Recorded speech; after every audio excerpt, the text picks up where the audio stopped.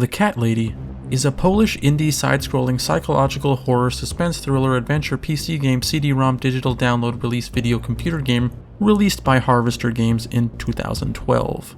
It was a well-received game with tons of publications singing its praises. Well, maybe not tons. If you're the type that would play a game like this, then you're probably the type to enjoy it. I enjoyed it. It's a really original and personal game that deserves to be seen. I say that up front because it most certainly has flaws, and stuff I really just don't care for. But that should in no way detract from the fact that I really enjoyed The Cat Lady. So if you're already an established fan of this game, please don't hunt me down and steal my life force. You'd have to get in line anyway because I'm a highly sought after guy. Huh?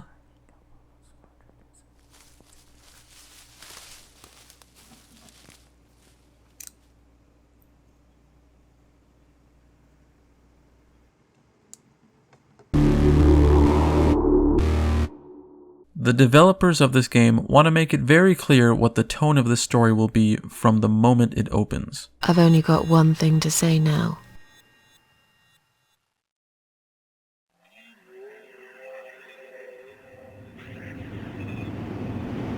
Thanks for nothing. Goodbye. Our protagonist, Susan Ashworth, just killed herself.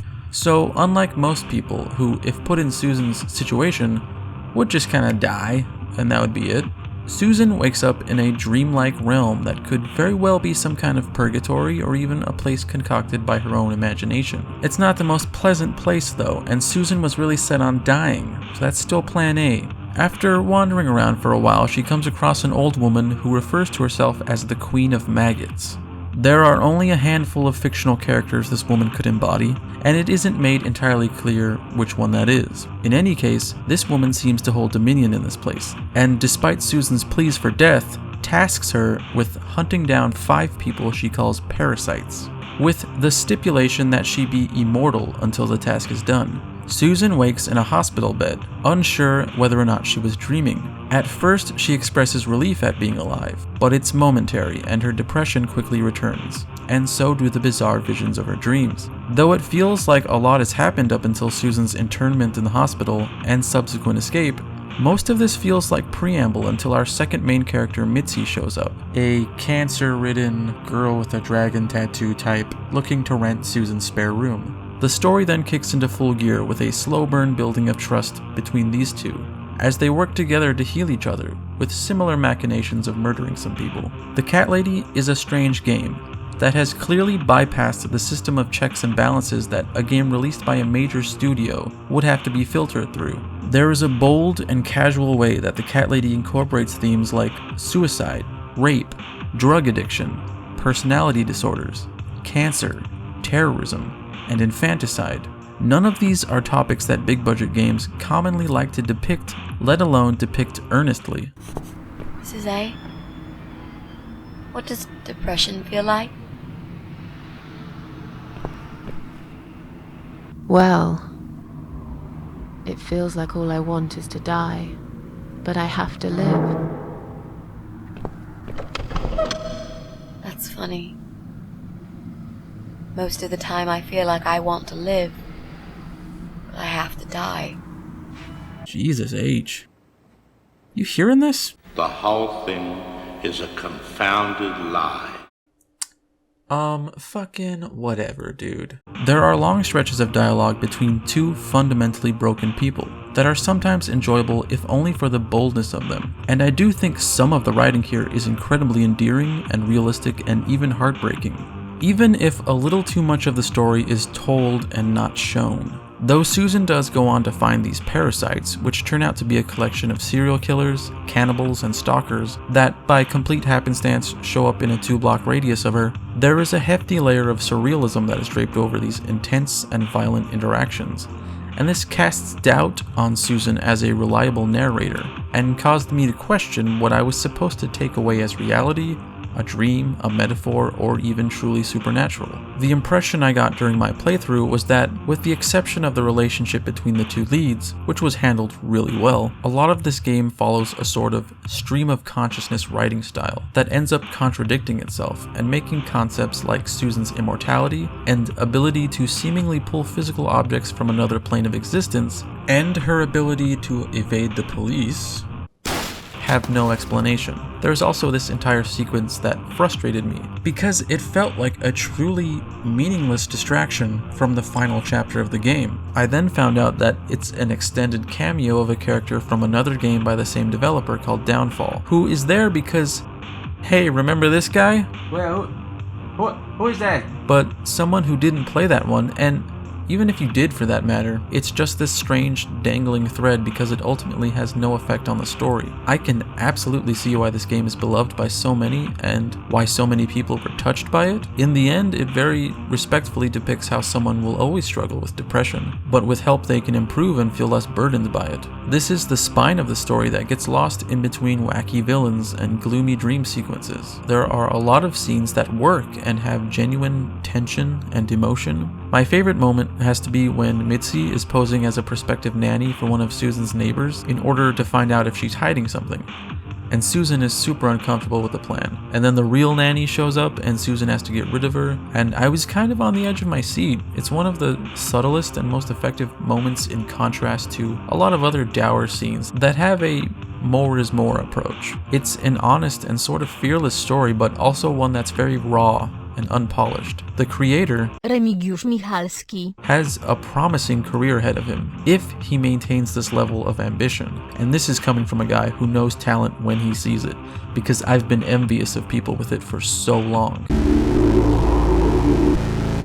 The Cat Lady is at its core a point-and-click game, even if its controls are restricted to the keyboard. It's a very stripped down and simple game to control, with a slightly clunky interface. There are little variations to gameplay thrown in for each chapter. The most interesting, I thought, were these 2 meters that show up and measure Susan's stress and relaxation upon returning to her apartment for the first time. This is a really interesting idea, and at first I was excited about this being implemented throughout the remainder of the game, but everything I like goes away. While some choices you make can alter the ending you get, there is one ending that even the creator considers to be the canon ending, and it's probably the one you're most likely to get if you behave like a rational human being. So why I ended up getting it is beyond me. There is definitely an inconsistency to how conversations work, and sometimes options will disappear after you've chosen them, and other times they won't, so I end up choosing them again and having to click through a long conversation I already heard. I think it would have been more effective if most of these important scenes were just a cutscene, because sometimes I tried to influence the direction of a conversation, but in doing so forced a tense conversation to sound uneven. I don't deserve this power. I can nitpick about the mechanics of this game, but really, you should have no problem comprehending it. It's surprisingly well paced despite how much exposition is stuffed into here. It's light on puzzles and very story driven. You might not understand why something is happening or why you need to do something, but you at least know that you have to do it. And that's something I can relate to a great deal. No, I can't stop it. What's immediately striking about the Cat Lady is its visual style, which has a rough collage look to it. Characters are animated in a somewhat crude way that makes them resemble paper puppets, and the whole game is mostly monochromatic with the occasional splash of bold color. That only adds to the harsh and unhinged atmosphere. Every scene is full of detail, and you'll never find yourself in a place that looks safe. There was a strong sense of unpredictability that created lots of tension for me. Even though some of the more over-the-top moments don't really agree with me, I love that this game looks like it bled unfiltered out of the creator's mind. No other game looks like this game, except for the other game that he made, of course. Voice work is occasionally really good. Our leads have very convincing and emotive voices. Isn't 10 terrible years of suffering enough to let go and never bring it up again? Even for me?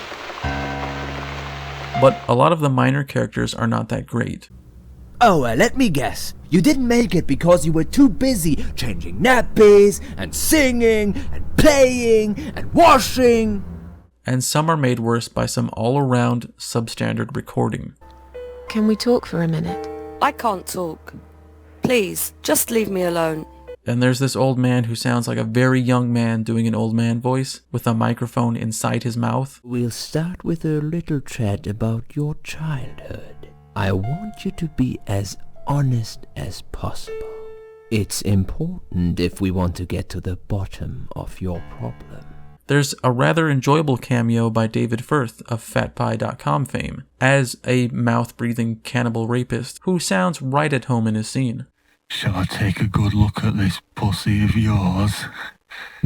I'm pretty conflicted about the music in this game, which there is plenty, from the original score, which was composed by the brother of Remigiusz Michalski. There are also plenty of licensed songs, from the band Warmer and a guy by the name of Saya. I get the impression that, to many, the soundtrack is one of this game's strongest assets. I can see how it would make sense that the soundtrack in some sense mirror Susan's emotional state, which is often frustrated and lonely. And I also think that sound in general is incredibly important to a horror game. That said, I think there are times when the soundtrack is a little too invasive. There are moments, especially during dialogue, that are really intense and would have benefited from letting the acting stand on its own. And I know glioblastoma. She's a real bitch.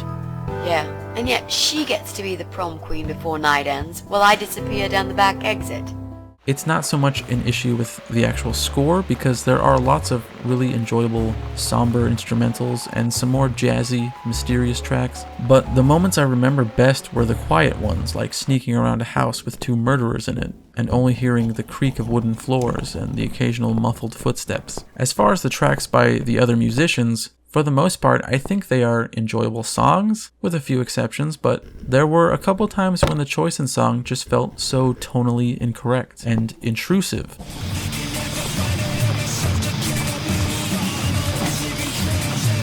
That it began to feel schlocky. The emotions and themes explored in The Cat Lady don't bring to mind a kind of 90s alt-rock, stabbing westward, God lives underwater sound.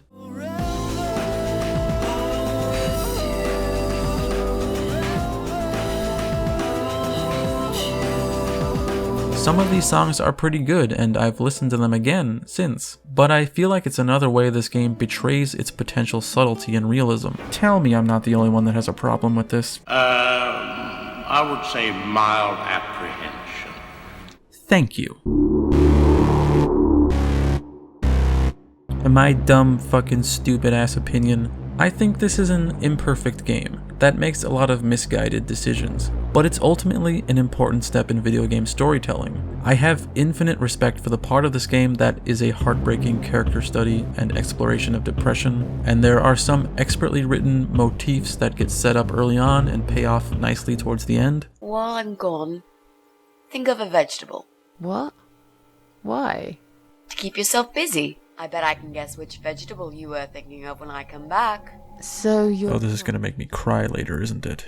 But I think just about the only part I don't see the need for is the supernatural. Mitzi lost someone as a direct result of another person and is consumed by vengeance, without regard for her rapidly declining health. It's a grounded and mostly believable motivation and conclusion for her. But Susan's story involves a lot of vague supernatural elements and magic realism, and in this game's final moments they attempt to pull the rug out from under you and say, hey, maybe, just maybe, this wasn't supernatural at all. But this contradicts the blatantly supernatural things we witnessed throughout the game. The crazy thing is how much I didn't care about any of these criticisms while playing it, because it does a lot of great things, and I was pretty engrossed in this game. And even though I feel like I mostly criticize The Cat Lady, it's going to stay with me. It's a game built on memorable set pieces and well-crafted tension. Even though the reasoning was kind of muddy, it's still shocking and rough things to experience. The handmade quality of the visuals adds a lot to the personal nature of the story, and it has a great score that didn't need the help of a filter-esque rock band. Depression is an issue that's been prevalent in my life, if not from me, then the rare person that gets close to me. So I feel compelled to be extra demanding with its portrayal.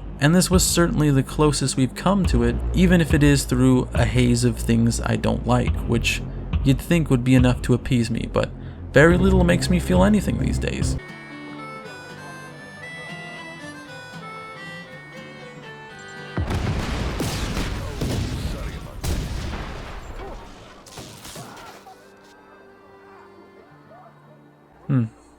Nothing.